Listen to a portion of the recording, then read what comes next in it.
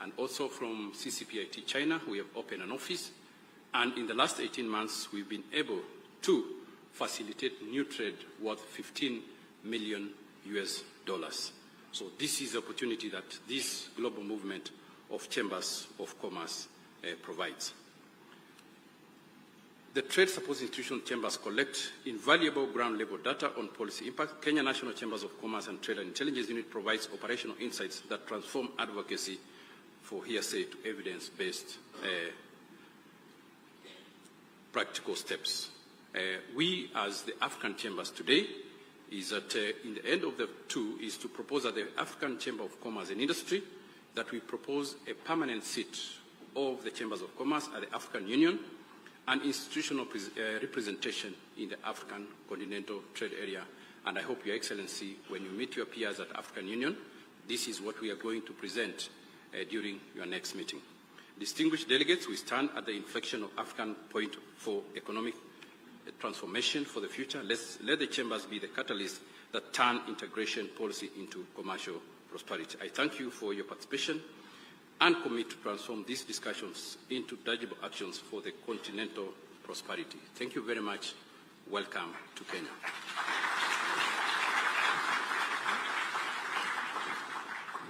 Thank you very much, Dr. Eric Ruto. Next, Your Excellency, allow me to now call Mr. Felipe Varin, Chairperson of International Chamber of Commerce, to come and make his remarks. Let's give him a clap as he's coming forward. Welcome, sir.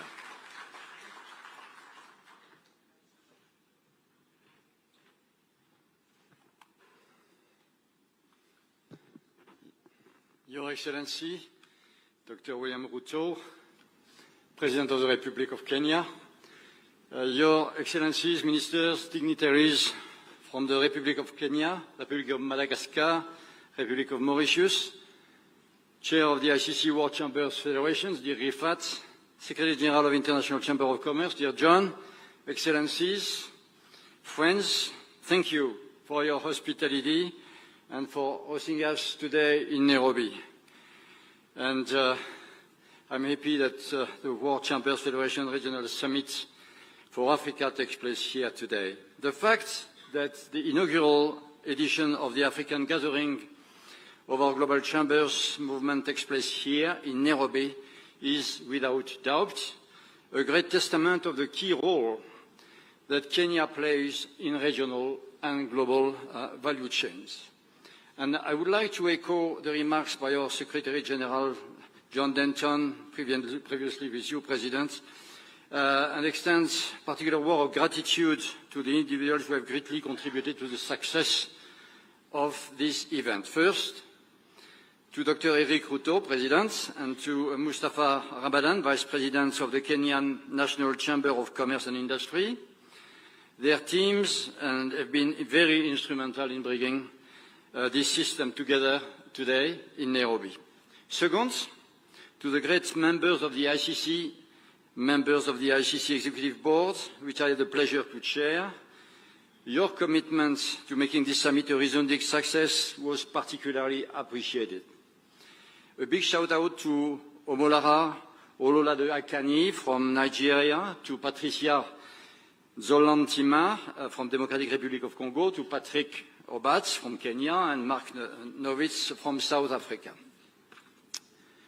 As you know, today's gathering comes at a crucial moment for the global economy, characterized by mounting geopolitical tensions, fears of economic recession, fragmenting international trade, and so on. As our Secretary General has said, countries around the world, including African ones, are currently being hit by what the US has called the reciprocal tariffs, announced last week as part of the so-called Liberation Day. From my side, I hesitate on Liberation Day, right? Perhaps Inflation Day, Global Recession Day, don't know. You will choose. At ICC, we are obviously concerned by the increase in protectionism and the erosion of multilateral cooperation in trade. These phenomena, if they were to intensify, would have severe, long-term negative consequences, particularly for countries that do not currently enjoy a high level of integration into global value chains. And we have released recently a study that shows that a full breakdown of the rule-based multilateral trade system with WTO would result overnight in a 33% drop in developing countries' merchandise trade. 33%. A permanent GDP loss of 5%. And for some sub-Saharan African countries, the consequences of a system collapse would be also dire, to even contemplate with export reduction by more than 42%. But against this backdrop, we see an opportunity for Africa to play an important leadership role in revitalizing global trading system. And we are discussing with you, President, before this meeting, to the benefit of the continent and the world at large. In fact, with over 1.5 billion people as of end of last year, the African continent has the second largest population globally, a young population, presenting substantial consumer base for various industries. Nigeria with 230 million people, Ethiopia with more 120, Kenya plays the lion's share of the African population base. And the combined GDP is approximately $2.8 trillion in 2024. In addition, the rapid urbanization in Africa creates opportunity for business in urban areas, in consumer areas, infrastructures, developments. And similarly, and you know I've been very personally involved in it, on the critical raw materials. Africa rich natural resources, including these critical materials, contribute significantly to several economies in the continent and can definitely attract much more foreign investments. But to fully realize Africa's potential, greater efforts need to be undertaken. On the one side, to increase regional trade integration. On the other side, to foster companies' participation, African companies' participation in global value chains, particularly SMEs.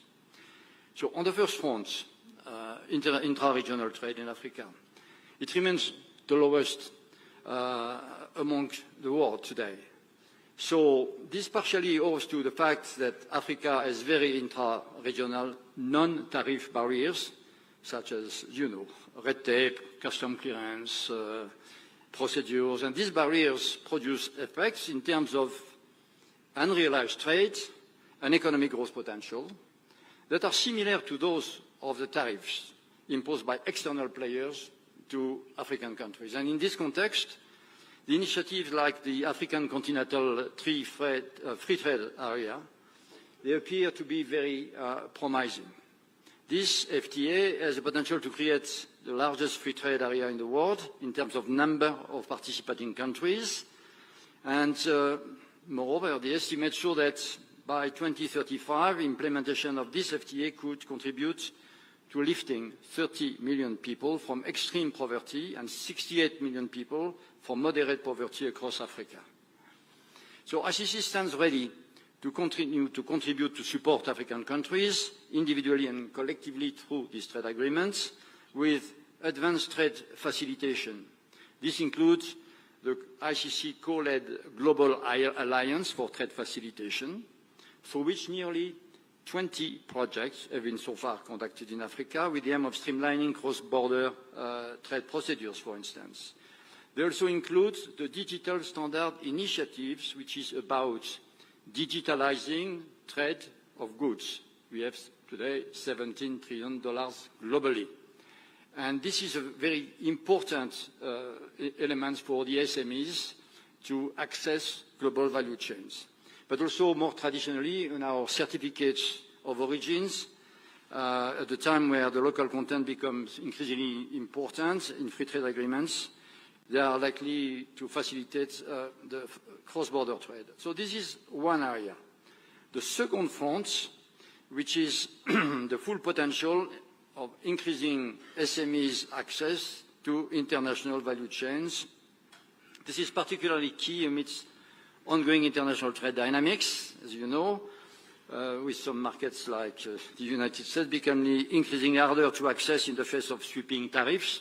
But just have in mind that the imports to the US are only 13% of global imports in the world. So there is remaining place for 87%, and there are promising markets for African exports. And for ICC, we have put in place a comprehensive tool called the one-click platform. I will not make the demonstration now, but it allows every SMEs everywhere in the world to access to the contents of knowledge of ICC in a pretty friendly way, and it will be even more friendly next year with development of AI. This would allow SMEs to have seamless access to the full suite of ICC products. Moreover, we are ready to disseminate ICC expertise and knowledge to build the export capability of SMEs in partnership with the 4 African chambers that are affiliated to the ICC Center of Entrepreneurship in Ghana, Morocco, Kenya, and Nigeria.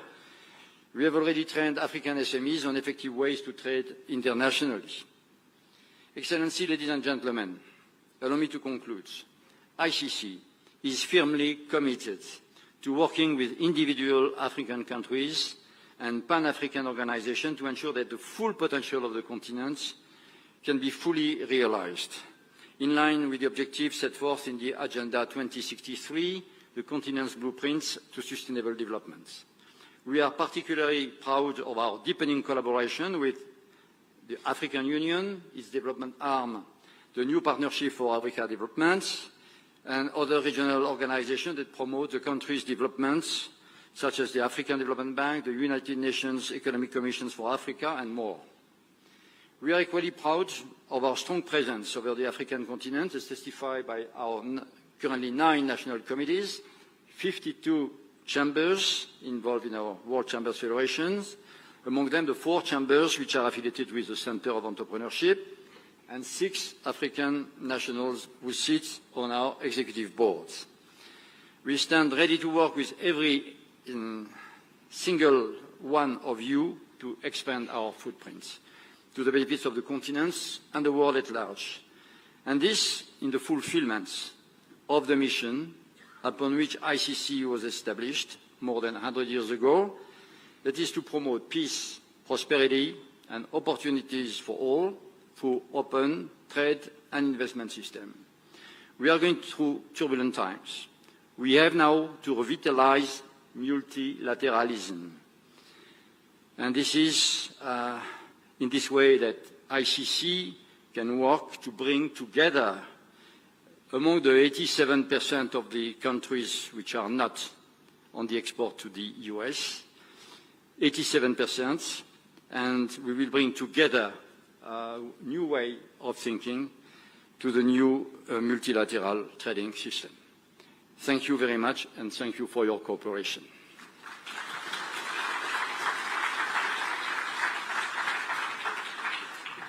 Thank you very much, Mr. Varin. Next, Your Excellency, I'd like to invite Mr. Rifat Hisarkoglu, who is the Chairperson, International Chamber of Commerce. Let's welcome him with a clap. Welcome, sir.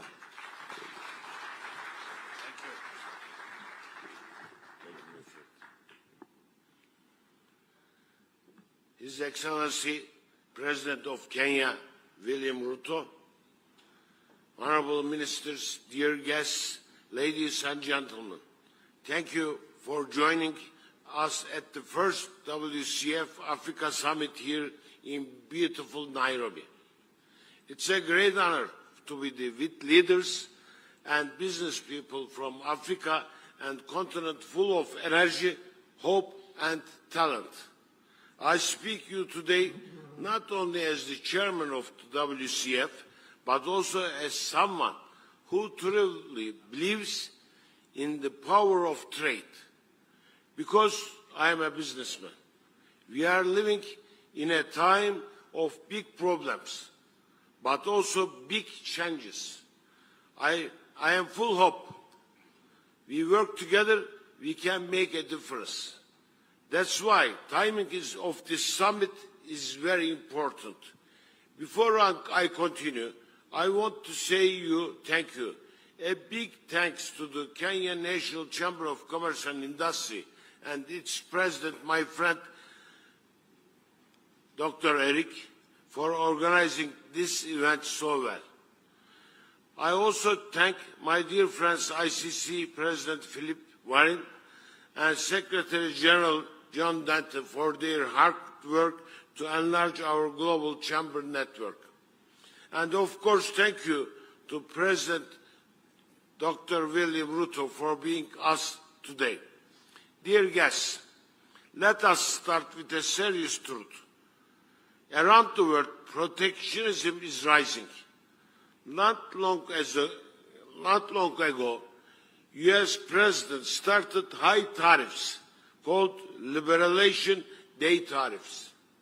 These taxes on imports have created new trade problems. China quickly answered with its own tariffs. Other big countries are also preparing to react. This has made the world more uncertain. Investment is slowing down. Trade is not growing.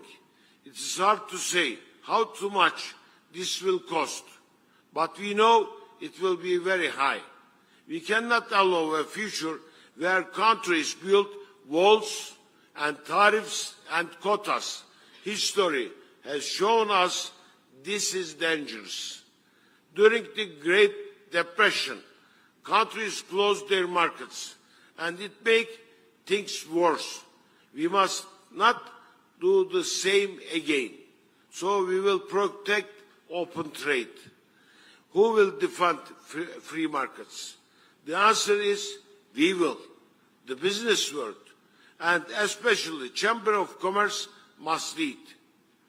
We as the business people are the first to feel the harm of tariffs and bans. We are the ones who sell, buy and invest. Our success depends on free and fair rules. Also, welfare of our people depends on free trade. So we must speak up. For over 100 years, chambers of commerce have supported free trade. ICC and WCF represent 45 million businesses in over 170 countries. That is a strong voice. When we act together, we can help governments work with each other, not against each other. If governments build walls, we, the business world, will build bridges.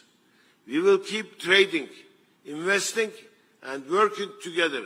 We will keep our connections strong, even when politics try to break them. 100 years ago, after World War I, business leaders created the ICC. They wanted peace. They called themselves merchants of peace. Their motto was world peace through world trade. They knew that free trade helps not just business, but also peace. Today, we continue their mission. We are also merchants of peace. And now, in this difficult time, we must stay true to their goal. Dear African business community, Africa is at an important moment. There are both problems and opportunities. If protectionism grows, Africa could suffer. Today, Africa makes up less than 3% of world trade, even though 7% of world's people live here. Also, trade between African countries is still low. This shows us that Africa's trade power is not yet used fully. But Africa also has a great potential. This is a young continent. About 70% of people in sub-Saharan Africa is under 30.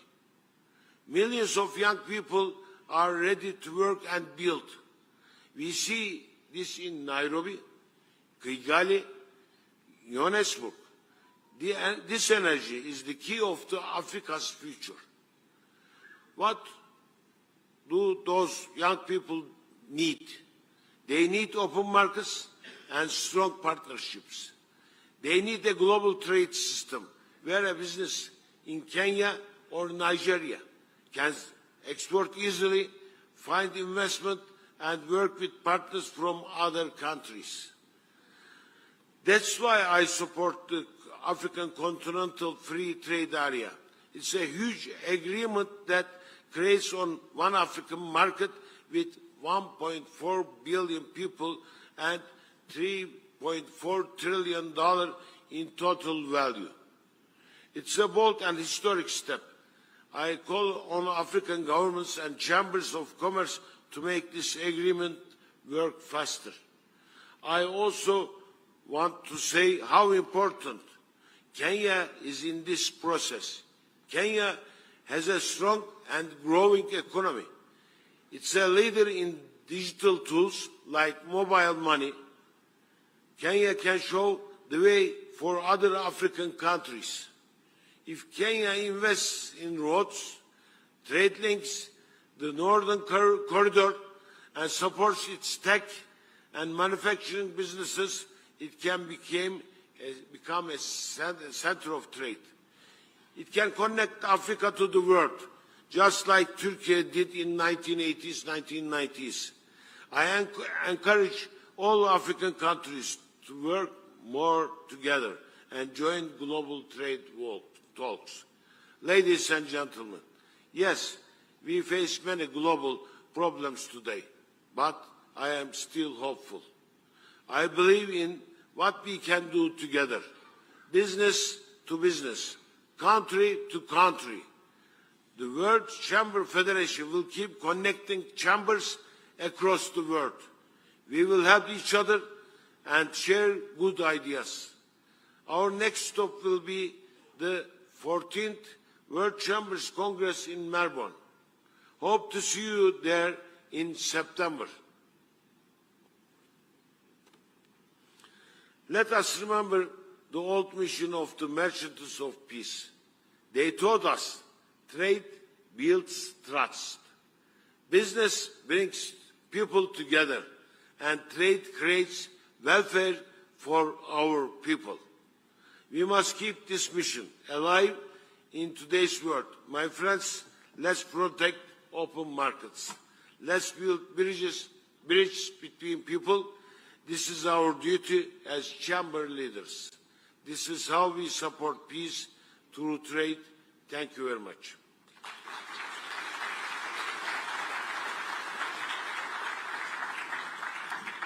Thank you very much, sir. Next, allow me to invite the Governor of Nairobi County, His Excellency Johnson Sakaja, who will in turn invite the Cabinet Secretary for Ministry of Cooperatives. Tupigie makofi tafadhali.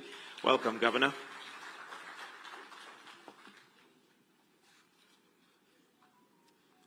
Your Excellency, President William Ruto, the speakers before me have, of course, laid out very elaborate protocols of those to recognize, so I associate with that.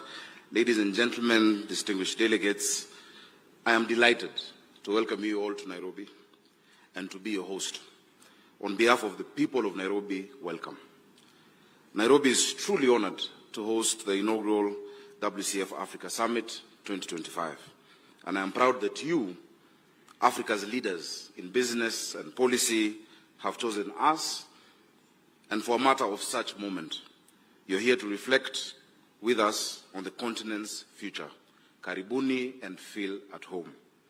I want to start by thinking about our beginnings, our policy and our hopes. As always, if we know where the journey began, we know better where it might end. We are at a moment, and I'm glad the chairman has just expressed some of the stark realities that we have. You know the statistics. In 1950, 22% of the world's population was in Europe. By 2050, there'll be 7%. But in the same 1950, Africa only had 7% of the global population. In 2050, 1 out of 4 people will be in Africa. Now, 65% of those to 70% are going to be in cities. It is just 25 years from now. The Economist on January the 11th, an article by John McDermott said that with current trends, 80% of the world's poor will be in Africa by 2030, up from 14% in 1990. It is obvious, with what the chairman has just said, with 3%, only 3% of the world trade coming from Africa, we must do something about it. And so that is why I'm happy that for the next 2 days, you as business leaders, policy makers, are going to have these conversations that are critical and that are momental. This is the right moment for those conversations. Now, it will be remiss of me to have you here without saying a little bit about Nairobi and what we're doing. I must sell my city. Nairobi has long been a hub of innovation and commerce on the African continent. This city is home to thousands of startups, tech incubators, and creative entrepreneurs, all pushing the bounds of the possible. Just like Africa, this is a young city. Our median age is 19. Not far from here, you'll find innovation hubs and tech parks where young people, men and women, are developing fintech solutions, health tech applications, and new business models to meet everyday challenges. We in Nairobi have embraced this spirit of innovation and working very closely with the national government. For instance, we have partnered with the private sector players to establish community innovation centers that provide youth with internet access, training, and mentorship opportunities. We are very glad that our president is keen on the digital superhighway, and we're taking advantage of that.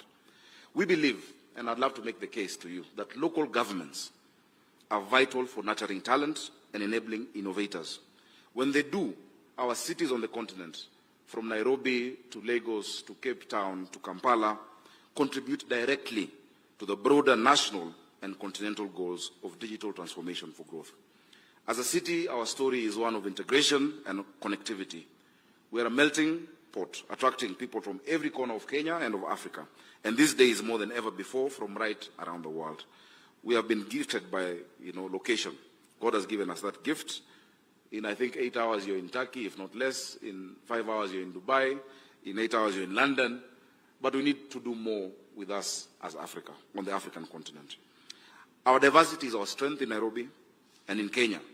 It has made this city a cosmopolitan commercial capital with more than 100 multinational companies, African or East African headquarters located in Nairobi. Those companies are helped and they're buoyed on in their tasks by an army of eager and innovative young Nairobians. I must make a case for you to also invest in Nairobi and to set up your companies.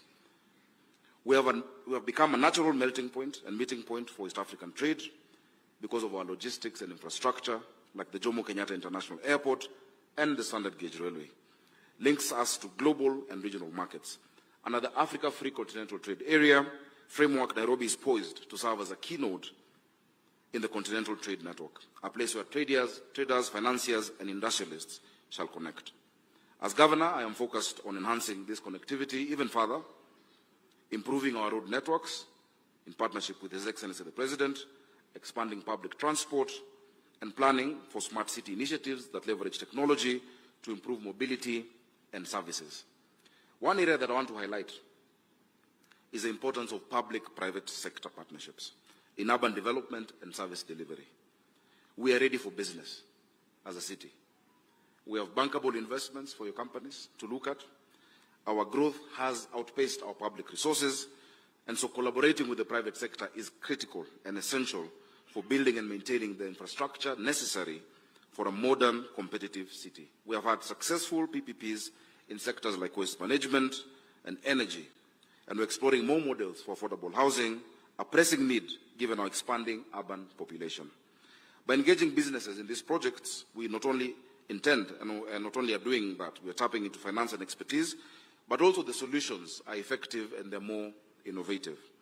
This summit's emphasis on sustainability resonates with our approach.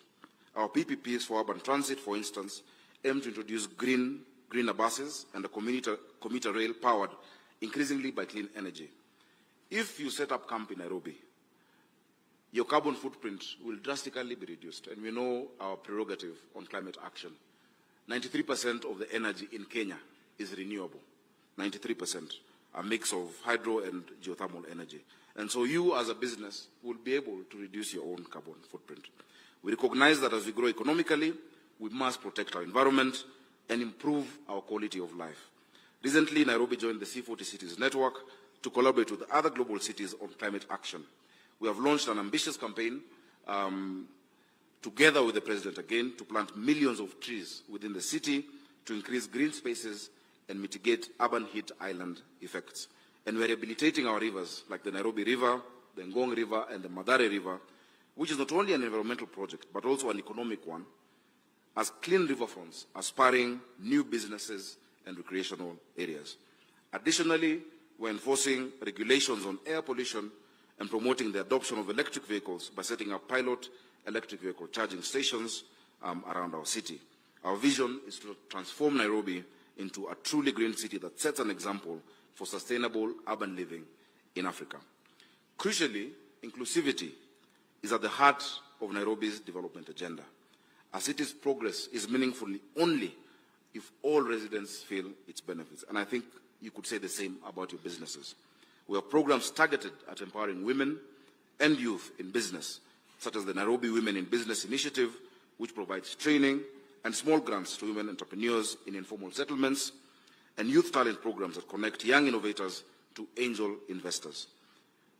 I think in the last year, Nairobi got the highest level of investments in the startups on the continent, and we hope to reclaim that space. I know Nigeria are hurtling closely behind us, and so is South Africa, but we will run. You know, Kenyans, you can't beat us in running.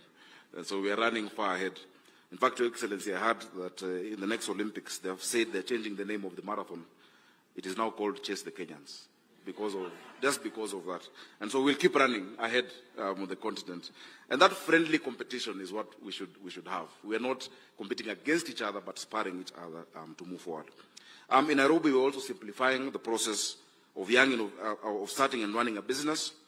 In the past year, we've rolled out an online single business permit system and sharply cut approval times for permits in partnership with the Kenya National Chamber of Commerce and Industry. Now, a small trader can now get their license in a matter of minutes, not weeks, right from their mobile phone. You log in, you open an account, you get a license, and you print it for yourself wherever you are in the city of Nairobi. Thank you. We are cutting red tape and fighting corruption at City Hall because, a fair and transparent environment is what allows businesses to flourish. When a city befriends its entrepreneurs, it attracts and concentrates creativity and investment. And concentrating talent in one place is absolutely central to urban growth. Ladies and gentlemen, in a good film, the location itself is itself a character. It comes alive. It motivates. It gives depth to the strivings and hopes of the other parts. That is Nairobi. It's not just a backdrop for the reflection you begin today. If you let it, it will speak back to you. And not just today. We are and we will remain players in Africa's great drama of integration, innovation, and growth. Just as Africa's climate position was agreed under our skies in Nairobi at the Africa Climate Summit, so too will many more of the continent's consequential decisions be taken here. In closing, I'd like to invite all our guests, local and international, to take some time, if your schedules allow, to explore Nairobi beyond the conference halls. Meet our entrepreneurs at the Nairobi Innovation Week Expo that is happening this week. Visit our Nairobi National Park, where conservation meets tourism. In fact, it's the only park, natural park, where you will find animals in their untouched habitat, how God made it, and at the backdrop of the skyline of a capital city. It's the only one in the world, and it is right next to you. Of course, the president will tell you that you might, in the evening, come across a lion or a cheetah. Please, just say hi. They're absolutely harmless. Enjoy our cultural scene. Sample the diversity of Kenyan cuisine in our restaurants. You will find a city that is dynamic, resilient, and welcoming. A city that embodies the optimism that we all share for Africa's future. I once again thank the organizers for choosing Nairobi as the host city. We do not take this honor for granted. My administration will continue to work hand in hand with the national government, and I truly must thank the President for setting the pace when it comes to working with businesses. The President of the Kenya Chamber of Commerce, you forgot to tell the people, he is called Dr. Ruto. and our president is called Dr. Ruto. But they're not related. He should be the one to say it. But they share much more in common. They believe in what businesses can do and what the private sector can do. Thank you, Excellency, and I think it deserves a round of applause for leading from the front. And so we'll continue working with the Chamber, Dr. Ruto, the smaller one, and with international partners to ensure that the ideals discussed here are implemented for the benefit of our citizens. Together, let us make Africa's global future a reality, one city, one community at a time. Enjoy your stay in Nairobi. Thank you very much. Allow me to invite the Cabinet Secretary, Wycliffe Oparanya, who will also recognize other government officials present here. Let us give him a round of applause as he comes up.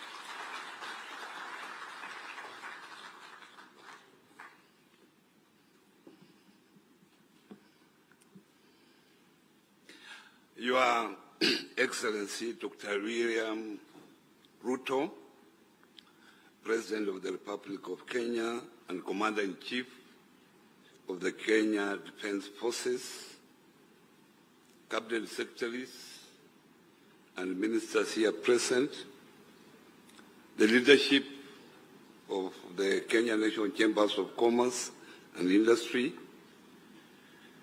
distinguished guests, ladies and gentlemen.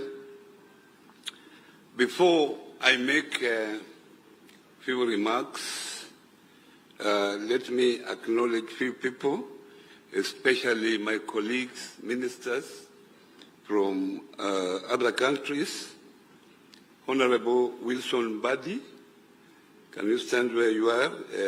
State Minister for Industry, Trade Industry and Cooperative from Uganda, Honorable Abang Juk, Minister for Industry and Trade from Southern Sudan. Yes. And of course I have principal secretaries here, 3 of them. I have in my own ministry, I have the PS in charge of MSME, Susan Mangeni, the PS in charge of Cooperative, State Department of Cooperative, Patrick Kilemi, the PS in charge of investment promotions, Hassan. Your Excellency, it is a great honor to address you today as the Cabinet Secretary in charge of cooperatives and MSME development. In this capacity, I have the privilege of collaborating with millions of entrepreneurs, small businesses, owners, and cooperative members, individuals who are the foundation of our economy and vital to fostering inclusive growth. Today, I want to underscore the vital role that MSME and cooperative play in driving Africa's economic integration through the African Continental Free Trade Area, AFC-AFTA. MSMEs represent over 80% of African businesses and employ the majority of the workforce. They are active across all sectors, including agriculture, manufacturing, services, and innovation. If AFC-FTA is to succeed, it must be built with MSMEs and its core.